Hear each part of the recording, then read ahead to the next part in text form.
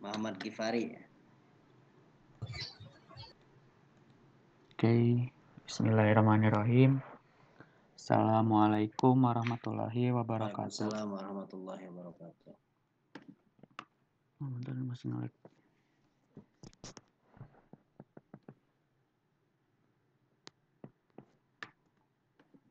Ya, di sini saya akan menjelaskan salah satu subjudul dari buku 1001 itu dengan judul Natural Phenomena atau yang biasa disebut fenomena alam.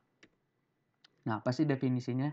Nah, definisi dari fenomena alam itu adalah kejadian yang terjadi di permukaan bumi dalam kurun waktu tertentu dan terjadinya kadang tidak bisa diprediksi.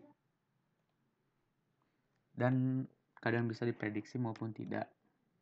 Nah, saya akan menjelaskan ya beberapa fenomena alam yang terdapat dalam Al-Quran.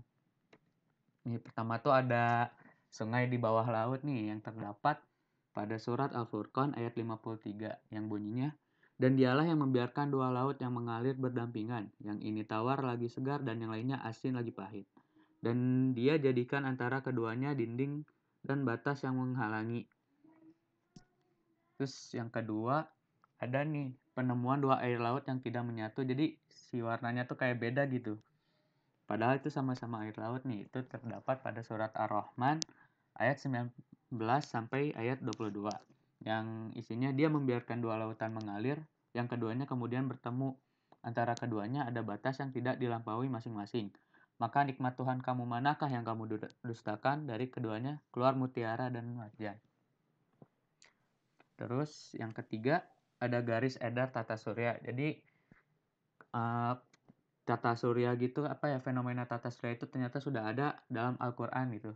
Nah, itu tuh terdapat pada surat Al-Anbiya ayat 33 yang isinya, dan dialah yang telah menciptakan malam dan siang, matahari dan bulan masing-masing keduanya itu beredar di garis edarnya.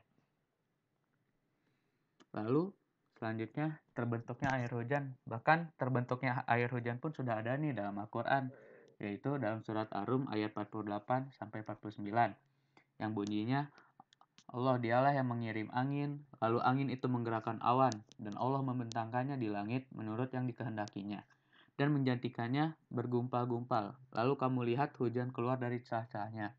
Maka apabila hujan itu turun mengenai hamba-hamba yang dikehendakinya, tiba-tiba mereka menjadi gembira. Nah, di sini ada beberapa ilmuwan muslim yang berhubungan dengan meneliti tentang alam-alam gitu nih.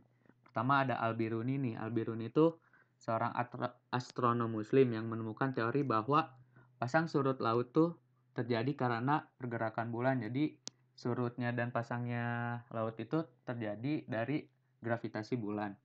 Dan yang kedua ada Ibnu Hazm. Ibnu Hazm itu adalah seorang astrolog yang berpendapat bahwa bintang-bintang adalah benda langit mati yang tak berjiwa.